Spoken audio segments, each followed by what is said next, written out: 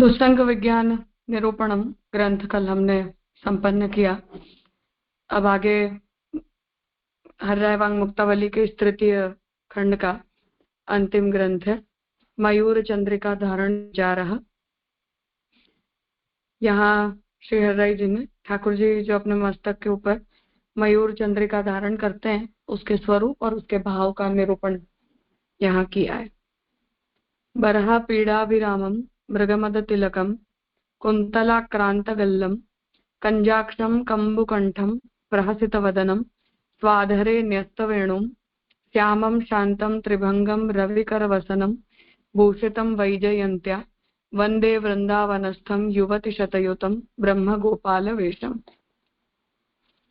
मोर मुकुट को धारण करने से जो अत्यंत मनोहर सुंदर एवं प्रिय लगते हैं तथा जिन्होंने मृगमद का तिलक धारण किया है, जिनका कंठ प्रदेश घुघराले केशों से आवृत है, जिनके नेत्र कमल जैसे सुंदर हैं, जिनका कंठ शंख जैसा सुंदर है, प्रहसित है, मुखारविंद जिनका ऐसे अपने अधर पर वेणु धारण किए हुए श्याम वर्ण के शांत स्वरूप ललित त्रिभंग सूर्य की किरण जैसा पीत पीतांबर धारण करने वाले वैजयंती माला से विभूषित ऐसे वृंदावन में विराजमान सैकड़ों युवती जनों से घिरे हुए ऐसे गोपाल के वेश में विराजमान ब्रह्म स्वरूप भगवान की मैं वंदना करता हूँ। यहाँ शर्राय जी ने मंगलाचरण के रूप में जो है वो ठाकुर जी के स्वरूप का वर्णन किया है। तो प्रभु मस्तक से श्री मस्तक से चरणारविंद पर्यंत जिस प्रकार के वस्त्र श्रृंगार को धारण किए हुए हैं उनका वर्णन यहाँ शर्राय जी ने प्रभु के स्वरूप का वर्णन करते हुए किया। नृत्यन् मयूराकरणमित्यत्र यथा मयूर उद्बुद्धे रसे नृत्यति तदा स्वपक्षान् मुकुटवत् धारयति तेन मयूराणां नृत्यं कादाचित्कम्। भगवानस्तु सर्वदा एव मयून पक्षान् धारयति तेन सर्वदोद्बुद्धरसात्मको भगवान् तिष्ठति अपरञ्च। यथा मयूरस्थ अलौकिकरीत्या रमणं तथा भगवतोऽपि स्वामिनीभिः सह रमणं नेत्रद्वारैव सर्वासां सर्वे मनोरथाः सिद्धयन्ति इति तेनैव सर्वपुरुषार्थसिद्धिः इति भावः न लोकवद्विषयभोगः इति अर्थः। इति श्री हरिदास विरचित मयूर चंद्रिका धारण विचारः। नाचते हुए मोर का अनुकरण किया। यहाँ जिस प्रकार मयूर रस से पूर्ण हो जाता है तब वह नाचता है तथा अपने पंखों को मुकुट के समान धारण कर लेता है। नाचते हुए अत्यंत हर्षयुक्त मोर के पंख पूरे गोल हो जाते हैं तथा अपने सिर पर मुकुट की भांति फैला देता है। अतः मयूरों का नृत्य तो कदाचित होता है, भगवान तो सर्वदा ही मयूर पंखों को अपने मस्तक पर मुकुटवत धारण करते हैं। अतः भगवान तो सर्वदा ही उद्बुद्ध रसात्मक अर्थात रस से पूर्णतः भरे हुए ही रहते हैं। दूसरी बात यह भी है कि जिस प्रकार मयूर का रमण अलौकिक रीति से होता है, इसी प्रकार भगवान का भी स्वामिनियों के साथ रमण अलौकिक रीति से होता है एवं इसी से सबके सभी मनोरथ सिद्ध हो जाते हैं तथा समस्त पुरुषार्थों की सिद्धि हो जाती है। यह भाव है, अर्थात लोक के समान विषय का भोग नहीं होता है, ऐसा अर्थ ग्रहण करना चाहिए। समस्त प्राणियों में केवल मोर ही ऐसा प्राणी है जो लौकिक की भांति विषय भोग नहीं करता है। अत्यंत हर्ष से जब उसके पंख गोलाकार होकर उसके मुख पर मुकुट बन जाते हैं तब उसके हर्षाश्रुओं को पीकर मोरनी गर्भ धारण करती है। उसका गर्भ धारण करने का यही अलौकिक प्रकार है, पारस्परिक संयोग नहीं, इसीलिए भगवान मोर पंख शिरोधार्य करते हैं। तो यहाँ जो मयूर है उसकी चंद्रिका प्रभु अपने श्रीमस्तक पर धारण करते हैं, उसकी महत्ता का वर्णन कर रहे हैं कि मोर जब वर्षा ऋतु के अंदर सभी रसों से परिपूर्ण होता है तब आनंद युक्त होकर वो नाचने लगता है और इसी ऋतु में मोरनी जो है वो मोर के हर्षाश्रुओं को पीकर और गर्भ धारण करती है। इसलिए सामान्य रूप से पशुओं के संबंध में जिस प्रकार से गर्भ धारण करने की प्रक्रिया होती है ऐसा गर्भ धारण करने का प्रकार मोर का नहीं होता, इसलिए उसकी उत्तमता और अलौकिकता यहाँ बता रहे हैं।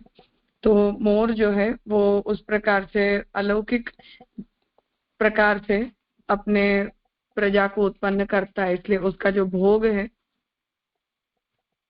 उसकी प्रक्रिया जो है वो विलक्षण है, विशिष्ट है और उत्तम है। इसलिए ठाकुर जी जो हैं वो नित्य ही मोर पंख को धारण करते हैं।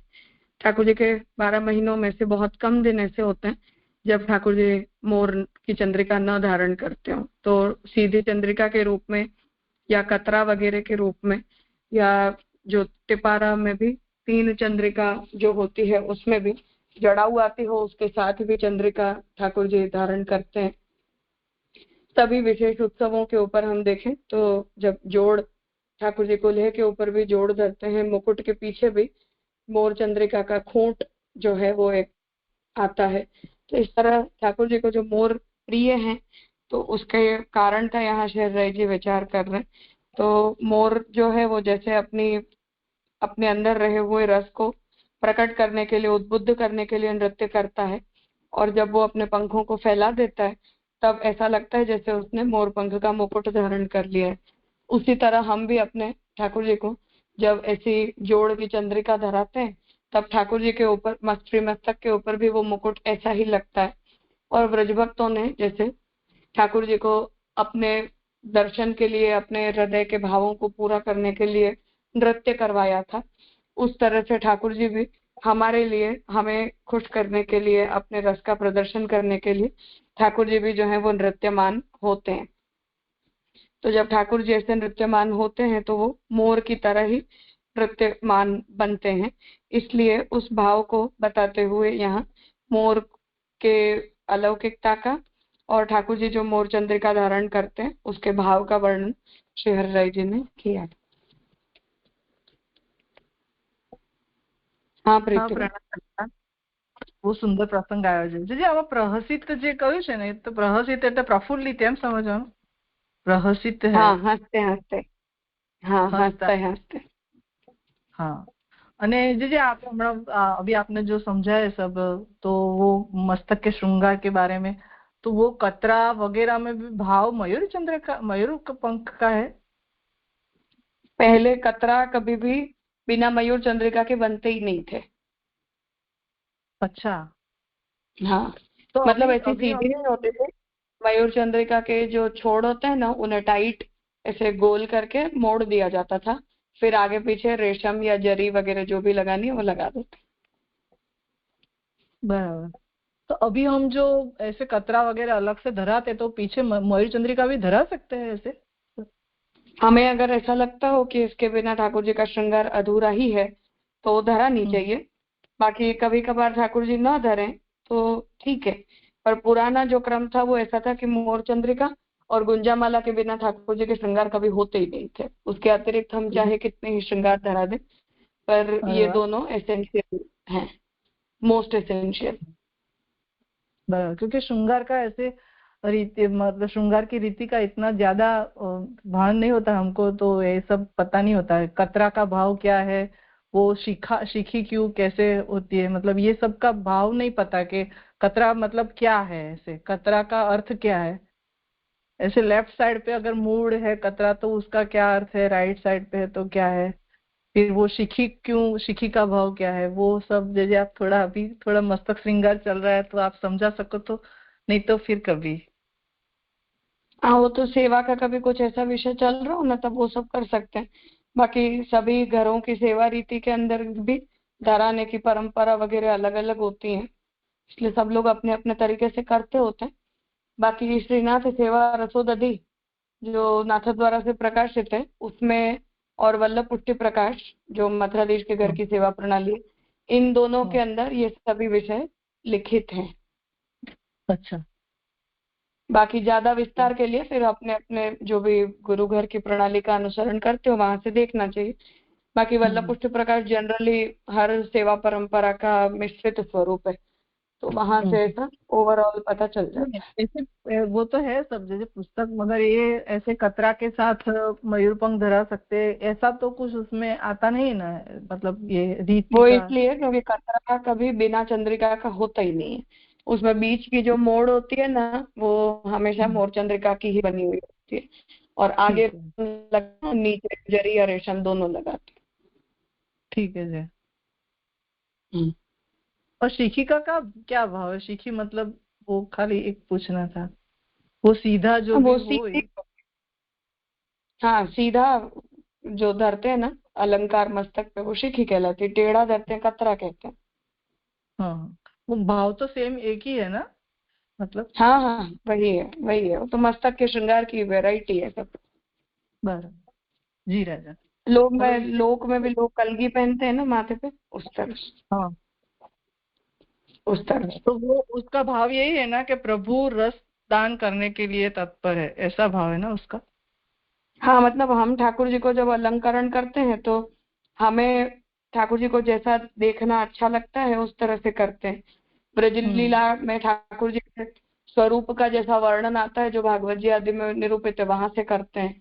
तो वहां से हम इंस्पिरेशन लेते हैं कि अच्छा ऐसा भी ठाकुर जी धराते हैं, तो वैसा हम करने की कोशिश करते हैं। जी राजा, प्रणाम।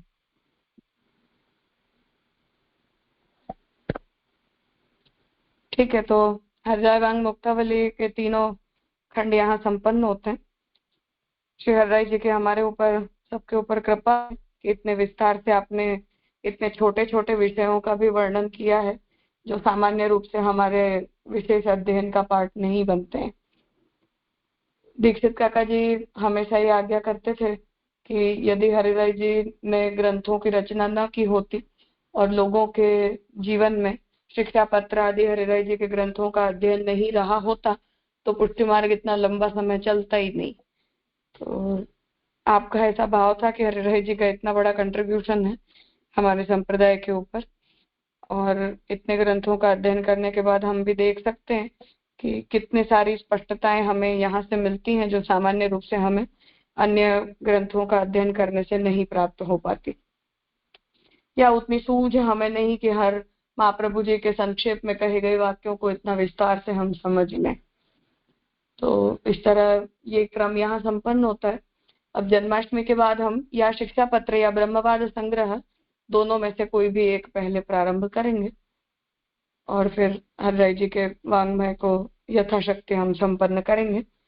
फिर अन्य ग्रंथों का अध्ययन का क्रम हम आगे देखेंगे। ब्रह्मवाद का हरिराय जी का है। हाँ ब्रह्मवाद आप। संग्रह है, हाँ।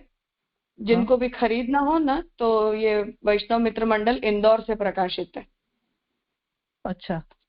ब्रह्मवाद ठीक है जी। संग्रह भी और शिक्षा पत्र भी, जिनके पास ना हो शिक्षा उपलब्ध और पत्र तो चाहें है। तो। हाँ, हाँ ब्रह्मवाद शिक्षा पत्र संग्रह तो भी है बहुत है। हरिराय जी का। हाँ। उसमें यद्यपि वो ब्रह्मवाद संग्रह में छोटे मोटे ब्रह्मवाद निरूपक अन्य भी बहुत वाद ग्रंथ हैं, गोपेश्वर जी के, पुरुषोत्तम जी के, वो सब भी मिले जुले हैं, पर हरिराय जी का भी है, बहुत विस्तृत टीका के साथ है। तो जैसे आप पहले शिक्षा पत्र ही लीजिए, तो क्योंकि अभी जो उपदेशात्मक ये हरिराय वांग मुक्तावली में पीछे के ग्रंथ पूरे उपदेशात्मक आए हैं, तो उपदेश कंटिन्यू रहे ऐसे। हाँ देखते हैं, मैं जैसे देख लेती हूँ विषय किस तरह से करना है। ठीक। उसकी अगर विस्तृत ठीक है। टीका नहीं करके केवल मूल करना है तो मूल ग्रंथ तो बहुत छोटा है, और अगर अच्छा। टीका भी करनी होगी तो फिर बाद में लेंगे, देख लेते हैं। हाँ ठीक है जी। प्रणाम जिनके दीदी। पास ग्रंथ उपलब्ध वो लोग जो है वो ग्रंथ पत्रा लें या पीडीएफ प्राप्त कर लें, तो जन्माष्टमी के बाद हम प्रारंभ करेंगे। ठीक है जी। आज यहाँ रखते हैं।